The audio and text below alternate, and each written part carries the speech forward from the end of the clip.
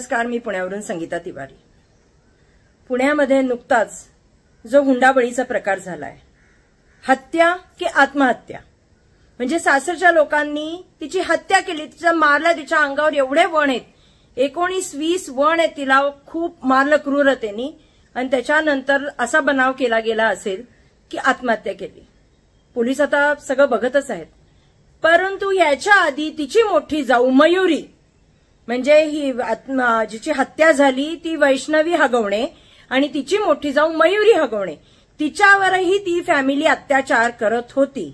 एका पक्षाचा पदाधिकारी सासरा, एका पक्षाचा पदाधिकारी तिचा दीर नवरा, असे असताना आणि ह्या लोकांनी एवढा त्या मुलींवर अत्याचार करायचा, म्हणजे आमच्या लेकी बाळिका एवढ्या स्वस्त झाल्यात का तुम्ही म्हणाल तशा चिरडून टाकायला, फक्त पैशांसाठी? केवढी निर्लज्ज जमात आहे। पण आम्ही अपेक्षा काय करतो? न्यायाची, ती कुणाकडनं? न्यायालयाकडनं, पोलिसांकडनं, आणि विशेष म्हणजे महिला आयोगाकडनं। महिला आयोगाच्या अध्यक्ष माननीय रुपालीताई चाकणकर, न्याय द्या, न्याय द्या ताई, नाही तर मग राजीनामा द्या।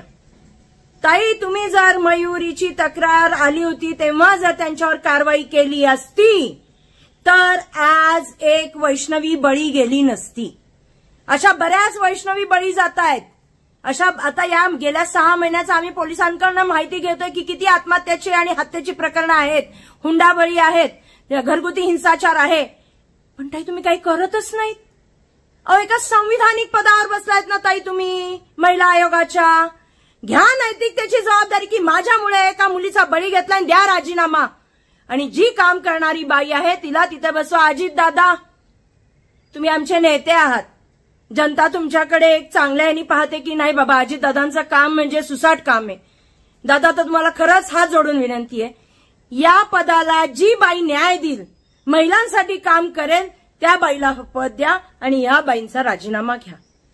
लाली लिपस्टिक लावून नाही हो पद चालत, काम करावं लागतं ताई, काम करा तुम्ही। आज प्रत्येक घरामध्ये एक मुलगी असते, त्या आईनी काय विचार करायचा की उद्या माझी मुलगी पण कुणाच्या घरात गेली तर तिचा बळी घेतला जाईल, आणि बळी घेतल्यानंतर न्याय नाही मिळत, न्यायासाठी आम्हाला भीक मागावी लागते।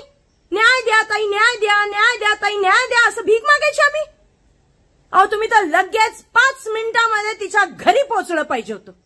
5 मिनिटांमध्ये तुम्ही तिच्या घरी जाऊन तिच्या आईचे अश्रू पुसले पाहिजे होते, तिथं बसून सीपींना बोलून त्यांच्याकडनं ताबडतोब गुन्हा दाखल करून घ्यायला पाहिजे होता। आणि त्याच्यामध्ये जो तो निलेश चव्हाण तो तर त्यांनी तर जमानत पण घेतली, म्हणजे त्याला किती लोकांनी सहाय्य केलं। ताई, कुठेतरी पाणी मुरतंय, ताई राजीनामा द्या, काम जमत नाही ना, आमच्या मुली वाचवता येत नाही ना, आम्हाला न्याय देता येत नाही ना, आम्हाला हक्क देता येत नाही ना, राजीनामा द्या। तुमच्याच्यानी आमच्या मुलींची रक्षा होत नाही। महिला आयोग अध्यक्षपद फक्त महिलांसाठी, महिलांना न्याय देण्यासाठी निर्माण केलेलं आहे। हे एक संविधानिक पद आहे। तिथं एका पक्षाची जेव्हा बाई बसते तेव्हा तिथे पार्सलिटी होते। एखादा पक्षाचा कार्यकर्ता तर त्याच्या बाजूनी तुम्हाला सिंपती वाटते, तेव्हा तुम्ही पारदर्शी कारभार करू शकत नाही, कारण का तुम्ही एका पक्षाच्या अध्यक्ष पण आहात, महिला अध्यक्ष, आणि हे पद घेताय, हे जमत नाही। तेव्हा ताई, महिला आयोग अध्यक्षपदाचा तुम्ही राजीनामा दिलाच पाहिजे, नाहीतर त्या राजीनाम्यासाठी आम्ही भीक मागो आंदोलन करू। पुण्यातल्या महिला रस्त्यावर उतरून भीक मागो आंदोलन करून राजीनामा द्या, राजीनामा द्या, चाकणकर ताई, राजीनामा द्या।